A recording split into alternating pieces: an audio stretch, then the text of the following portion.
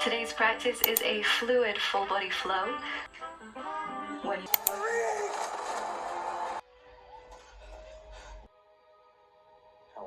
I just finished my private class, and if I get to Goya that it's not raining, I'm gonna go drop by Tiger.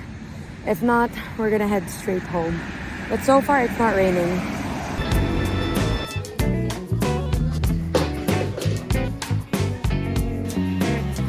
There's so many things on sale. I wanna buy them all, but I'm trying to choose carefully. I liked a few things downstairs, but I'm gonna check some things out here. It's either I want something for me or something that I can use for work, for classes, for private classes, like games that I can use as like a mechanic or something like that. For example, this one, like football, and then whatever you hit can be the score. I think this would be nice. Kasi minsan, ubusan na ako ng games sa private classes ko kasi we've been together for years.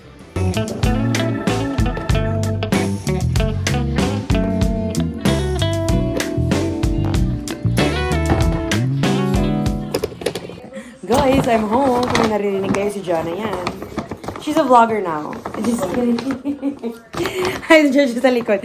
Dumbbells namin. Oo nga no, ang bigat na pala ng 1. Buti hindi mo binili yung 2. Kasi may nakita siyang 2 kg. Tapos sabi niya, gawin masyado mabigat. Tapos nung nag-chat ka nun, sabi ko, mabigat? Nag-bar kasi kami.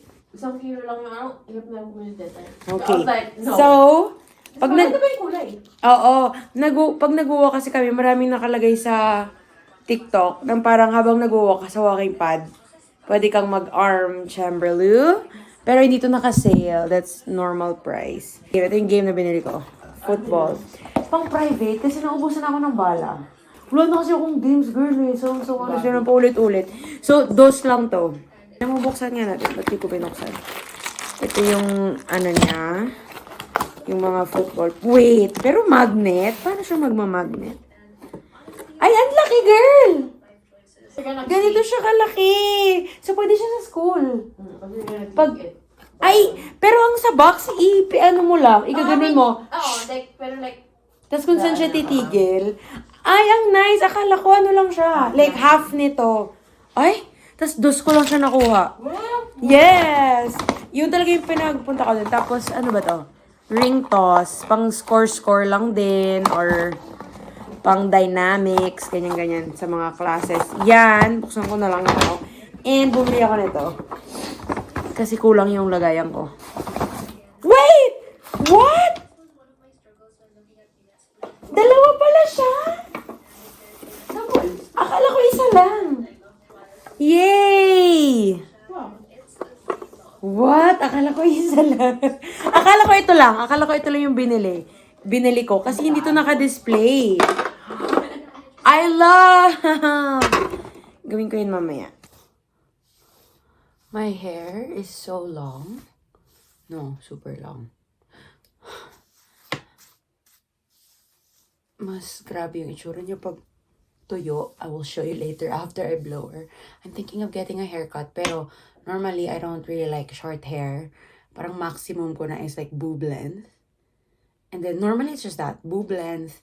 Like, nakalimutan ko ang tawag dun sa bangs na ganyan. Curtain bangs.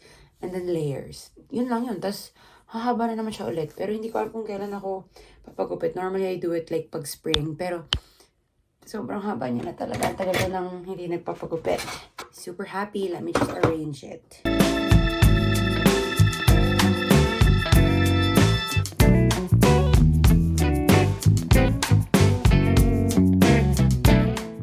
So maybe like this for now. Let's see tomorrow if I like the flow. It's very important, you know? Yung parang, it's easier for you. Just like the flow of things around you. I really believe in that. So, tama to, because my journals are here. So, I need to be able to reach it. Just right here. Ang ayoko kasi is yung hindi ko siya nakikita. Parang sayang naman. Nandyan siya nang hindi ko siya nakikita. So, I think I'm just gonna put this up the shelves. No space. So, maybe I'll just put this here. Or I'll just put it in the living room, maybe. Maybe there for now. Good morning. I'm gonna listen to my podcast and In fairness, I think the flow is fine. Like, I actually don't have to bring it close to me. I can just reach over it and just bring the mirror close to me. So I think the flow of everything is okay. And I'm gonna wear minimal makeup today because I'm gonna be at school for 3 hours. It's raining like hell outside. So I just know that I'm gonna be wet. Kahapon, my pants, my boots were just wet. Moisturizer. I started putting my oil also in my moisturizer in the morning. And my skin has been so much better. But just like 2 drops lang. Because before, I don't put it. Kasi sabi ko, super oily. But you know what? I think it's good now. Because it's winter. So I mix it in my hand. And I'll put it on my face. So forms of progress. So your score is increasing in like the top corner of the screen. This committee's been meeting every Friday for 6 months. We still haven't shipped this feature. You know, like I've been... Let me show you the bag. It used to be bigger. Now, weird na yung shape niya. Ito yung bag na pinaayos ko. Nagmukha na siyang medium. Actually, it looks wider sa baba. Kasi nga, finold niya sa loob yung yung tela na may butas. So, parang imbis na large, naging medium na lang siya. Dati kinikwento ko kaila Jana nung nakaraan na. Dati nung bata ako, nung umuso yung, hindi pa ako nag-vlog nun, Diyos ko, ano pa lang, or high school? No, high school ba? Or college? High school or college siguro. Minsan, nagpapanggap ako mag-bag raid. Parang sira ulo. Totoo talaga yun. Tapos sabi ko, ngayon, grabe, ngayon, like, may confidence na ako mag-vlog. Dati nagpapanggap lang ako na bag grade ko ngayon sarili ko. Kasi na-explain, pag in-eyes ko yung bag ko, bago pumunta ng school, ganyan. Kaya sabi ko, I have this because chu-chu-chu-chu-chu. Nakakatawa pag naalala ko. Medyo sira ulo. Pero ngayon, mag-vlog na tayo. So, ganyan na siya. Ganyan lang siya. Nagagamit pa rin. Super tipid pa din. Pero not the same. But it's okay.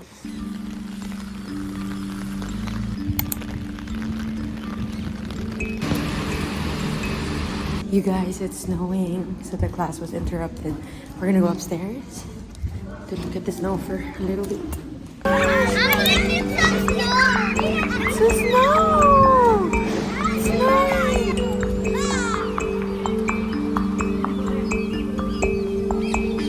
It's really full on snowing, so we went up. The first time we went up, it was rain and then snow. But now it's just snowing, so it was really nice for a tropical girly. I really like it. So I'm gonna go up, or like maybe here in the window. But it's break time. They can't go up because the floor is still wet. I'm so excited! For someone who grew up in the Philippines, snow for me is super magical.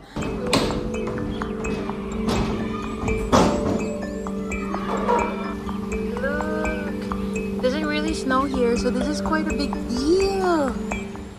This is so crazy because it was supposed to be raining the whole day, and now suddenly the sun is out. We're home. Nagluto lang ako ng lunch. Nandito din si Tex.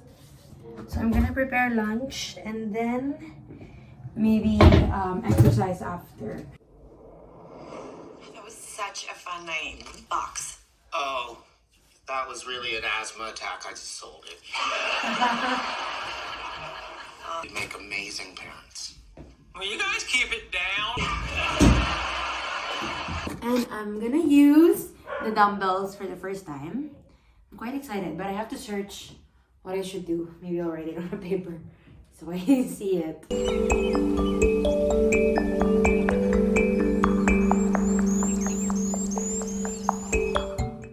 Guys, hindi na ako nakapag-vlog ulit after nung exercise kasi tumawag yung kapatid ko. So habang naka-video call kami, I was trying to work and yun yung ginawa ko. Multitasking, nagka-catch up tapos nag-work ako. So hindi ko nagawa yung ibang plano ko. But it was fine kasi at least nakausap ko yung mga kapatid ko. Now, I'm gonna try to edit for like 30 minutes and then I'm gonna go to bed.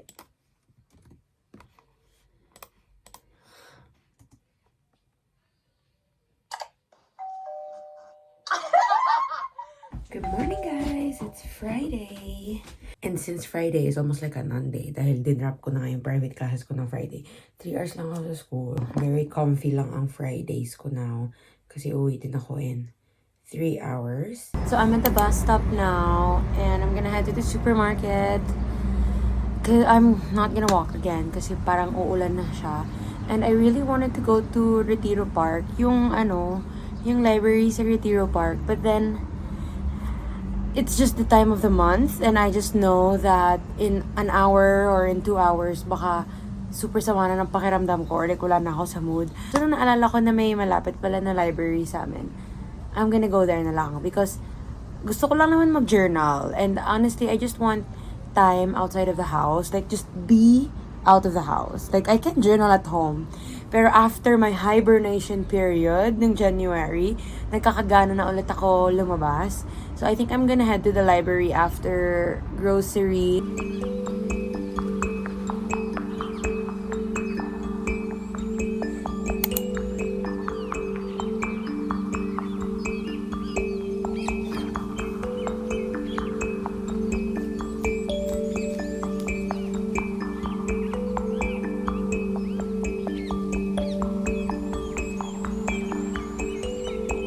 I really think it's a good idea because it kind of breaks the dynamic or the routine that I sleep here in my room and I also work here. I edit a vlog here.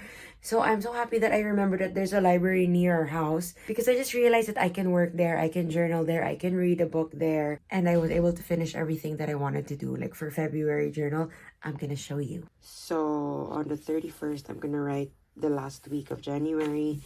I did a monthly recap questionnaire.